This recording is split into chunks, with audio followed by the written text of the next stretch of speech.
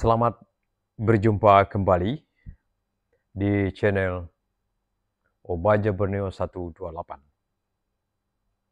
Karena itu, saya memberikan ucapan terima kasih karena kita boleh bergabung secara bersama-sama untuk melihat dan menyaksikan video ini yang telah Bapak Ibu, Saudara-saudari tonton beberapa bulan yang lalu, dan saya akan memberikan ucapan terima kasih yang sebanyak-banyaknya karena bisa menonton video ini. Saya juga berharap kepada Bapak Ibu, Saudara-saudari, terus dikuatkan dan dilindungi oleh Dia sebagai Tuhan dan Juru Selamat kita, Tuhan kita Yesus Kristus. Saya ingin memberikan ucapan selamat kepada kita semua. Dan salam, Tuhan Yesus memberkati. Pada pertemuan kita kali ini, saya ingin menyampaikan suatu, katakanlah, judul atau topik, yaitu mobilitas pembangunan di rumah panjang. Bapak Ibu, Saudara-saudari yang saya hormati, memang tidak mudah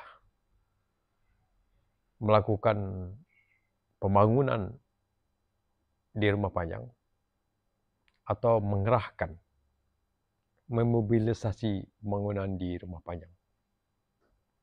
Karena ada saja kendala atau hambatan yang akan kita hadapi, yang bersumber dari dalam sendiri, atau berasal dari rumah panjang itu sendiri. Hambatan itu adalah hambatan dari dalam. Hambatan dari dalam diri seorang ataupun kelompok yang ada di rumah panjang. Sehingga pembangunan yang dilaksanakan akan tidak maju sebagaimana yang diharapkan atau bisa terhambat karena beberapa hal. Saya menilainya bisa bersumber dari pola pikir. Jadi pola pikir ini adalah suatu pemikiran yang telah terbentuk lama, sehingga itu dijadikan mereka untuk sulit menerima pembaharuan, sulit menerima pengetahuan, teknologi tertentu yang bisa digunakan untuk mengangkat derajat kehidupan masyarakat yang ada di rumah panjang. Misalnya pola pikir berkaitan dengan pemikiran. Saya mengambil beberapa contoh.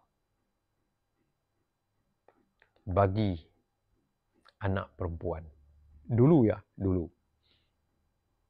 sangat sulit sekali mereka untuk keluar daerah. Apalagi mereka memperoleh pendidikan. Karena dianggap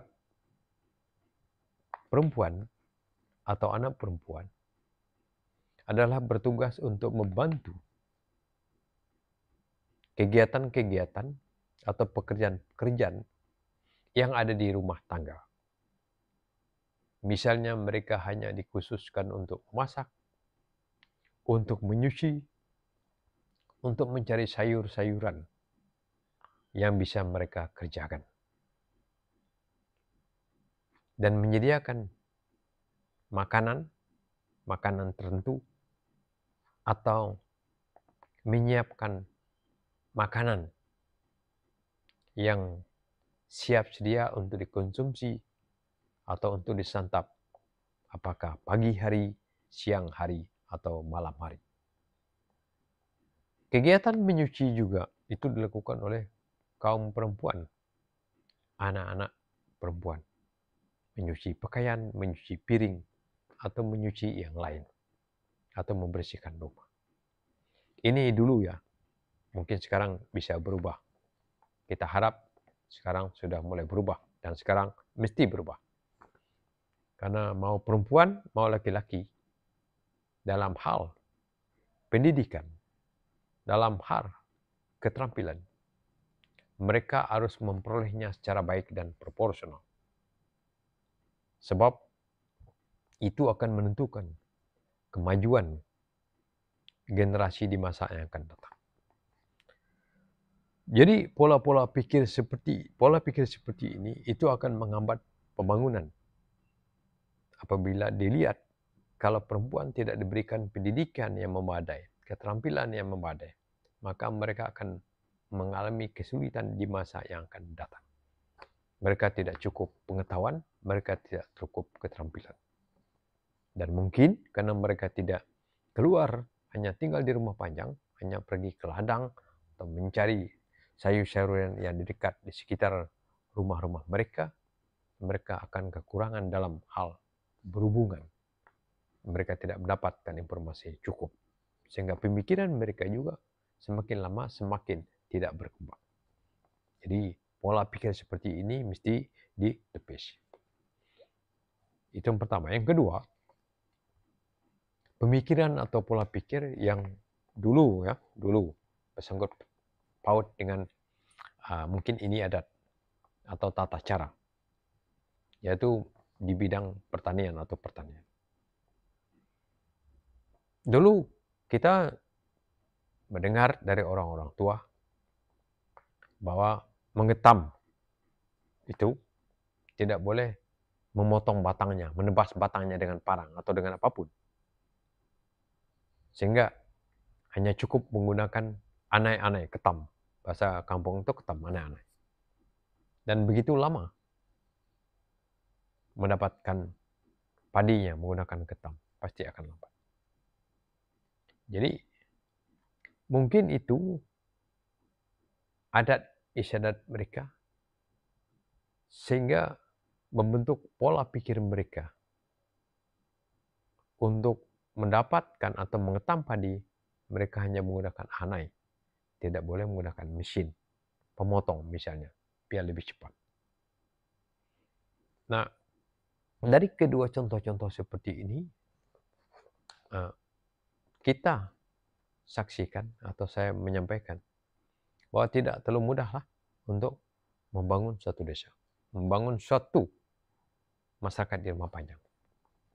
Tetapi yang kita inginkan adalah bagaimana rumah panjang itu masyarakatnya semakin berkembang dan maju dalam pola pikir dan hidup mereka bisa berkelayakan apabila mereka memperoleh suatu kehidupan yang layak, makanan yang cukup, tempat tinggal yang memadai, keterampilan yang ada dan meningkat yang baik, pengetahuan yang tersedia, kesehatan yang layak.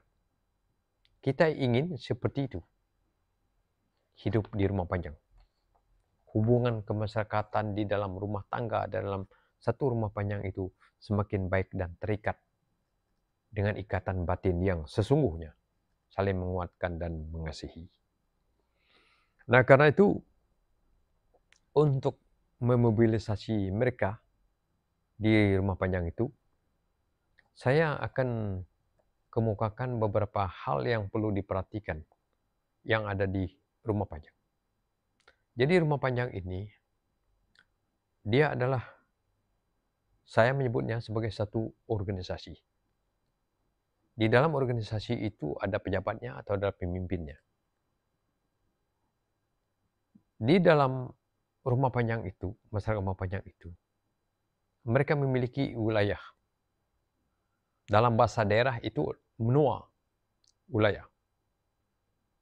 Dan mereka punya masyarakat, orangnya. mereka punya budaya dan adat istiadat sebagai terjemahan atau pernyataan dari budaya, dan juga mereka bisa membuat suatu tata laksana bagaimana mereka berhubungan di dalam keluarga dan dalam satu rumah panjang. Juga bagaimana hubungan dengan masyarakat yang ada di rumah panjang lain dengan rumah panjang yang mereka tempati. Apa yang perlu kita mobilisasikan seperti itu dalam membangun rumah panjang? Itu tadi. Pertama, bagaimana kita memberi masyarakatnya pendidikan pada berbagai peringkat. Jadi pendidikan yang saya maksudkan ini adalah pendidikan yang berperingkat. Kalau memang bisa, memang sampai pada perguruan tinggi. Ini orangnya ini dimobilisasi supaya mereka mau giat dan berpola pikir bagaimana mereka mengejar pendidikan, memperoleh pendidikan. Yang kedua, keterampilan. Dari turun-temurun mereka mengerjakan untuk mencari nafkah bagi mereka atau untuk keperluan menggembirakan mereka. Seni, atau saya katakan adat dan main asal. Seni yang mereka lakukan. Alat-alat seni yang mereka perbuat. Itu mereka buat, mereka laksanakan secara turun-temurun. Mungkin dilakukan dengan cara tradisional. Nah, karena itu mereka mesti diberi pengetahuan, diberi keterampilan, dan diberikan teknologi. Kita menyebutnya lah, katakanlah teknologi-teknologi yang baru, yang tepat untuk kehidupan di rumah panjang. Dengan pengetahuan, dengan keterampilan, dengan teknologi yang mereka dapat, yang mereka terima, mereka bisa menggunakannya untuk perbaikan kehidupan mereka. Jadi, mobilitas itu atau pengerahan orang-orangnya untuk mengejar mendapatkan pendidikan, untuk memperoleh keterampilan, untuk bersedia untuk menerima teknologi, dan mau untuk mempraktekkannya dalam kehidupan mereka sehari-hari. Jadi di mana mereka mempraktekkan supaya mereka bisa bertahan hidup untuk keperluan konsumsi mereka atau untuk pangan mereka, untuk papan mereka. Yaitu mereka menggunakan teknologi, menggunakan keterampilan dan pengetahuan untuk menggunakan tanah wilayah mereka, memanfaatkan tanah wilayah mereka secara baik, merancang dan mengawal sumber daya alam mereka secara baik, supaya pemanfaatannya baik dan berkesinambungan. Jadi kita mengajak mereka, mobilisasi mereka ke arah yang lebih baik, yang berkesinambungan.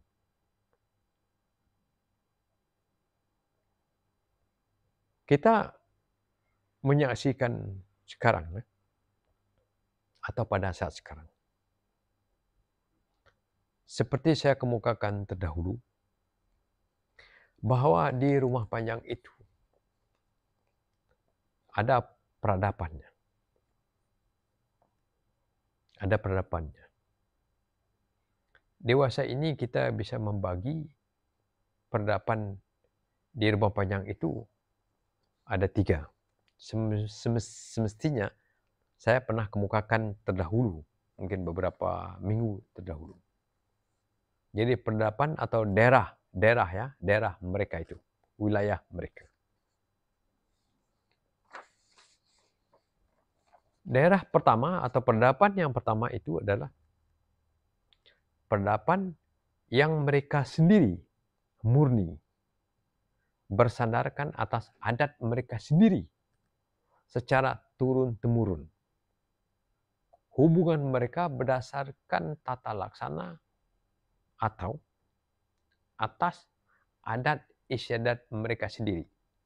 Jadi tidak ada campuran dengan berbagai suku bangsa lain. Mereka betul-betul satu suku saja yang diam pada satu rumah panjang. Dan inilah mereka masih saya menyebutnya sebagai mengacu kepada peradaban yang lama.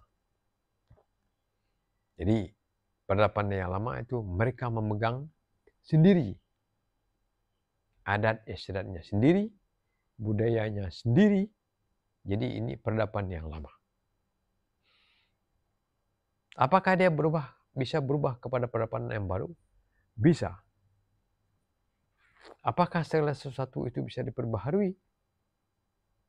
Sebenarnya segala sesuatu itu telah ada. Hanya tinggal bagaimana mengkombinasikannya, mengkolaborasikannya, mempertemukannya dengan peradaban-peradaban dari suku-suku atau bangsa-bangsa lain. Bangsa sesama manusia ya, yang nanti akan datang atau akan hidup secara bersama-sama pada satu daerah atau satu tempat, satu wilayah. Jadi peradaban yang kedua itu dia bisa digambarkan oleh suatu daerah, namanya daerah campuran. Jadi daerah campuran ini adalah daerah di mana sekelompok masyarakat itu terdiri dari orang asal di situ yang tadi menggunakan peradaban yang lama, kemudian bertemu dengan masyarakat yang datang untuk bersatu bersama-sama di situ. Jadi dia bisa disebut sebagai peradaban campuran di desa atau di rumah panjang. Campuran. Jadi karena adanya campuran, mereka saling berkolaborasi. Bisa saja dia nanti lama-kelamaan dia saling berasimilasi. Dan asimilasi itu bisa menimbulkan budaya sebagai budaya. Saya bisa menyebut sebagai budaya campuran. Budaya campuran. Tadi saya ambil contoh, pola pikir. Bahwa padi waktu mengambil tangkainya tidak boleh menggunakan dengan parang secara ditebas.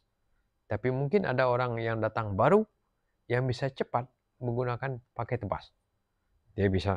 Jadi dia bisa mengeluarkan suatu kreasi baru sehingga budaya lama tadi menolak, budaya barunya memperbolehkan sehingga mereka secara bersama-sama saling menerima, maka dia boleh.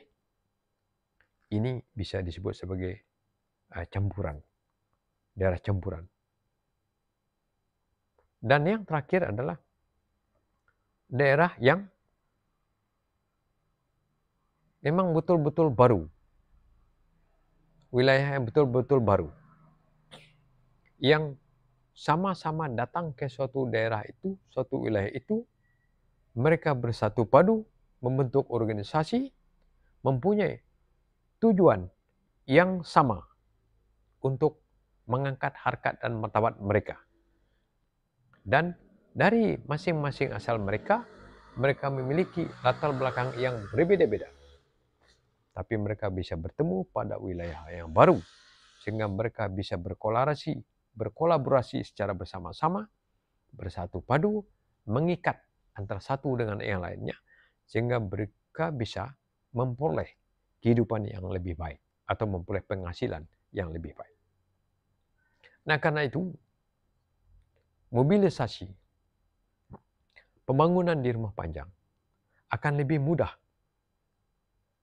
apabila ada pertemuan atau kolaborasi antara peradaban lama, peradaban campuran dengan peradaban yang betul-betul sesama, betul-betul baru. Jadi dia bisa berkolaborasi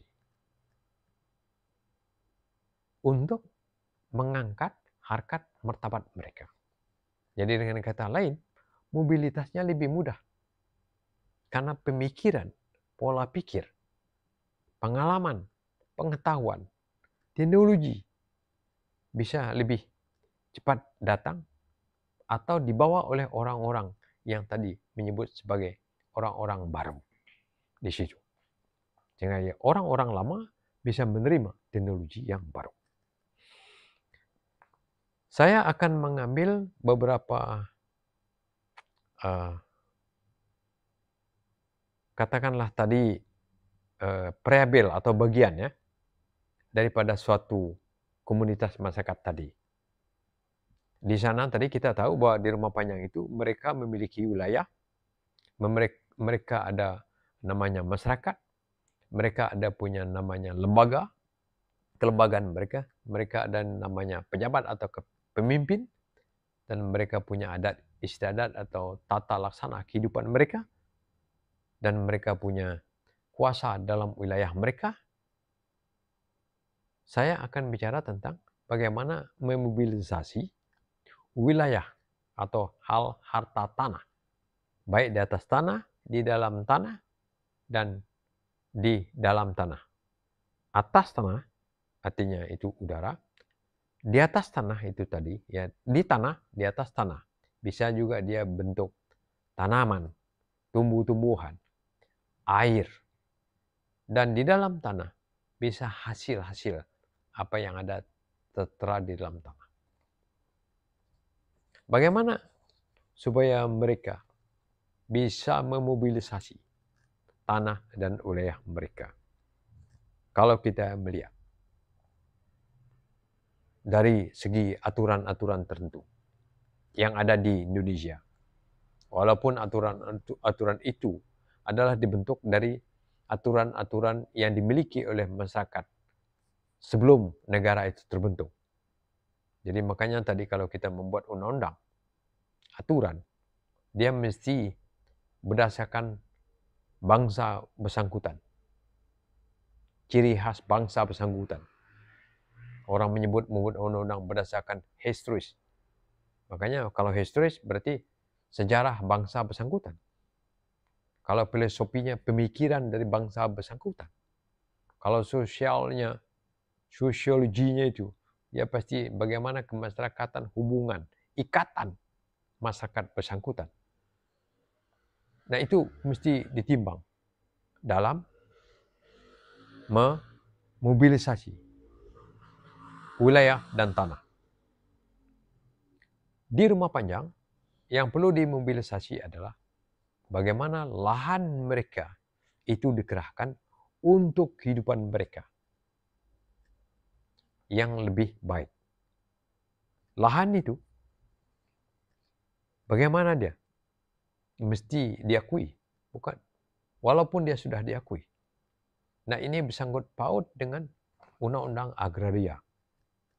Jadi undang-undang agraria atau undang-undang tanah ini, dia mesti memperhatikan bahwa ini adalah ada pemilik tanah sendiri.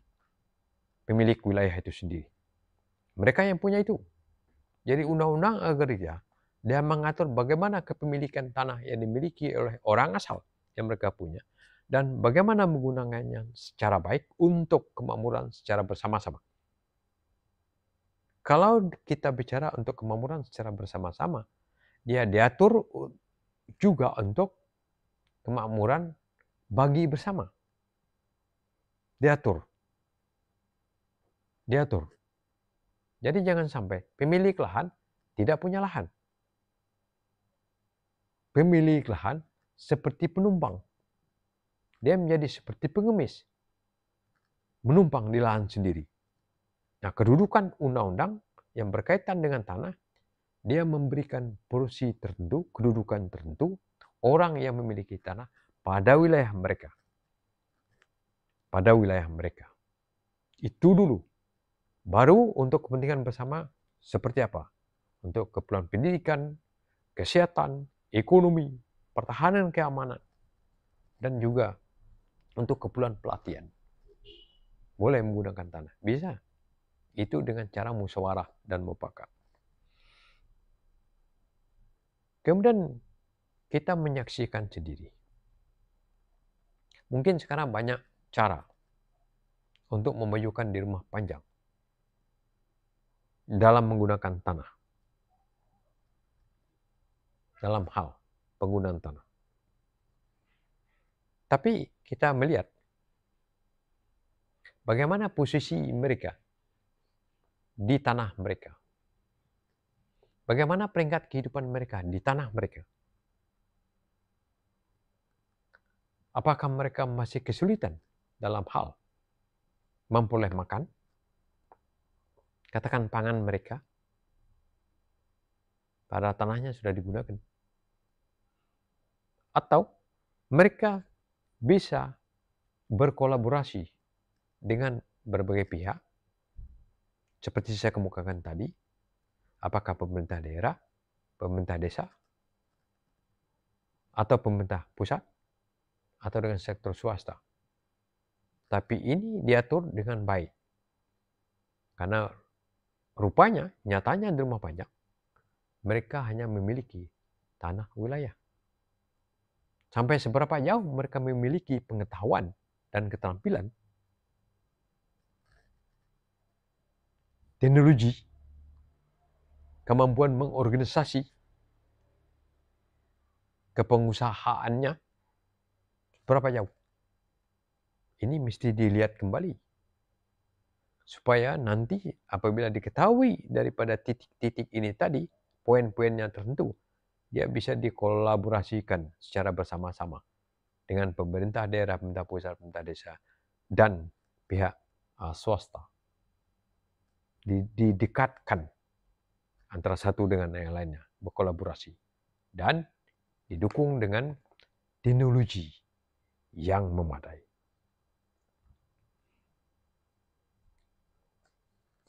Kita melihat di rumah panjang.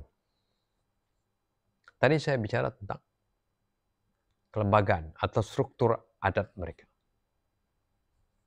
Dua lah, struktur kelembagaan dan struktur adat. Jadi struktur adat mereka, dia mengikuti secara turun-temurun dari generasi ke generasi.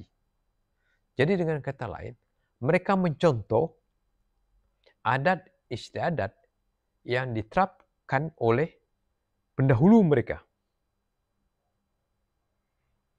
Terus mereka ikut sampai sekarang, dan itu mereka ajarkan, mereka titipkan kepada anak cucu mereka. Itu struktur adat seperti itu, ada struktur adat yang sifatnya turun-temurun. Nah, kalau strukturnya ada turun-temurun seperti ini, apakah dia mengganggu, menghambat mobilisasi pembangunan yang ada di rumah panjang tadi? Kalau seandainya menghambat, maka kita perlu memperbaiki, merevisi, menambah struktur adat istiadat itu tadi, atau struktur kelembagaan yang ada di rumah panjang. Perbaiki. Kalau apabila dari penstrukturan itu mengganggu atau menghambat daripada pembangunan. Supaya mereka lebih tepat lagi, lebih mau untuk menerima cara-cara baru agar hidup mereka lebih baik. Kemudian kita melihat lagi apa yang perlu kita mobilisasi di rumah panjang itu tadi. Pola pikir mereka. Pola yang merasa cukup dengan apa adanya saja. Hanya sekedar mau menerima apa adanya saja. Jadi mudah-mudahan dari dulu kalau kita melihat di desa-desa ini, di kampung, di rumah panjang, orang memang bekerja keras. Hanya apakah sasarannya tepat, punya hasil atau tidak. Kalau menggunakan kos yang begitu banyak, atau itu hanya sekedar untuk mempertahankan hidup saja di rumah panjang. Nah, karena itu kita mempersiapkan mereka agar mereka mau bekerja keras. Dan hal-hal seperti ini, kalau dia mau bekerja keras, mereka mesti dituntun dengan baik. Dituntun berdasarkan pengetahuan yang kita berikan kepada mereka, terus didampingi, dan mereka juga dituntun dengan suatu keterampilan yang mereka bisa terima, yang mereka mau terima. Dengan pengetahuan, dengan keterampilan, ditambah dengan kerja keras, serta mau berkomunitas bersatu padu, maka mereka lebih mudah lagi untuk bekerja di daerah mereka sendiri, menggunakan sumber daya alam itu sendiri. Tuntun.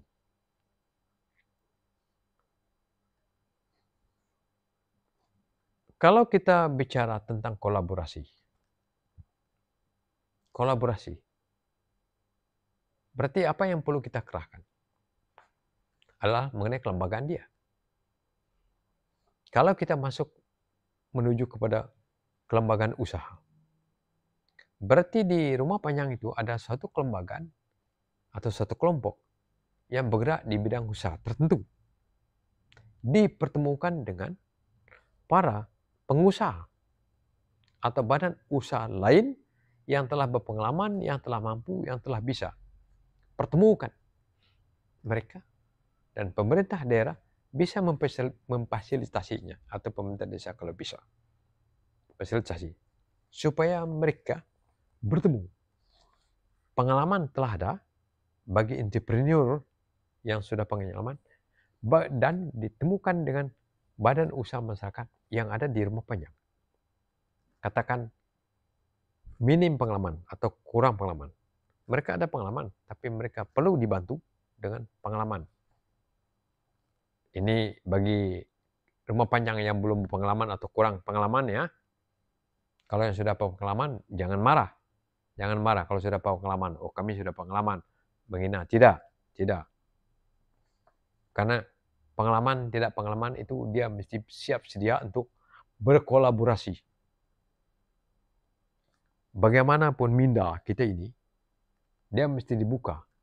Dan kita mesti punya jaringan yang cukup di dalam dan di luar. Nah, itu yang saya ngajak mengapa pertemuan masyarakat dalam tempatan dengan luar itu mesti bergabung secara bersama-sama. Bergabung supaya mereka merasa bahwa mereka sesama sebagai anak manusia. Saling mengasihi, saling membantu. Dan kita lihat juga tentang rencana pembangunan wilayah yang ada di suatu kampung atau satu rumah panjang itu. Di dalam ya, sendiri misalnya. Apakah tepat atau tidak tepat? Misalnya membuat jalan tani, sudah tepat belum? Membuat jalan ke rumah sekolah yang dekat, sudah tepat belum? Jalan ke tempat lain, ternak, sudah tepat belum? Jadi, transportasi seperti ini yang perlu dirancang dan dibangun di suatu tempat di rumah panjang. Kalau ini dirancang dan dibangun secara baik, dia akan memudahkan bagi penduduk untuk mengakses. Apakah akses produksi memproduksi atau tempat-tempat produksi mereka, akses mereka ke pelayanan kesehatan, pendidikan, atau pelayanan tempat pelatihan-pelatihan yang lain, sudah ada belum ini? Kalau belum, maka transportasi dirancang seperti itu. Dia mesti ada saling mendekatkan layanan atau keperluan bagi masyarakat yang ada di Rumah Panjang. Berikut yang kita kerahkan, bagaimana mobilisasi Rumah Panjang ini, teknologi yang telah ada pada mereka. Teknologi lama dan dipertemukan dengan teknologi baru, atau teknologi yang betul teknologi baru. Tetapi orang Rumah Panjang disadarkan, diajak untuk belajar, mau menerima teknologi. Karena teknologi itu dia dipelajari, baru dilaksanakan. Dipelajari. Teknologinya sudah ada, bagaimana cara menerapkan teknologi, dia mesti diajar bagi mereka yang paham teknologi itu. Jadi orang kampung bisa mempelajarinya. Dan setelah dia bisa, dia gunakan teknologinya untuk misalnya teknologi di bidang pertanian. Bagaimana pengolahan tanahnya menggunakan mesin. Bagaimana menanam menggunakan mesin. Bagaimana memanen menggunakan mesin. Bagaimana air yang diperlukan pada musim-musim tertentu. Seperti apa cara membawa air ke situ. Nah, itu semuanya teknologi-teknologi yang dipakai. Mesin. Nah, orang tadi yang telah kita kerahkan adalah kita mengkerahkan orangnya, mengkerahkan lembaganya, atau memobilisasi orangnya, memobilisasi lembaganya, memobilisasi lahan-lahan atau wilayah mereka. Ya. Itu yang kita perlu mobilisasi. Dan yang berikut, apa yang perlu kita mobilisasi? Mobilisasi. Tadi saya sudah berbicara dalam pola pikir. Ini yang kita perlu kerahkan, kita gerakkan.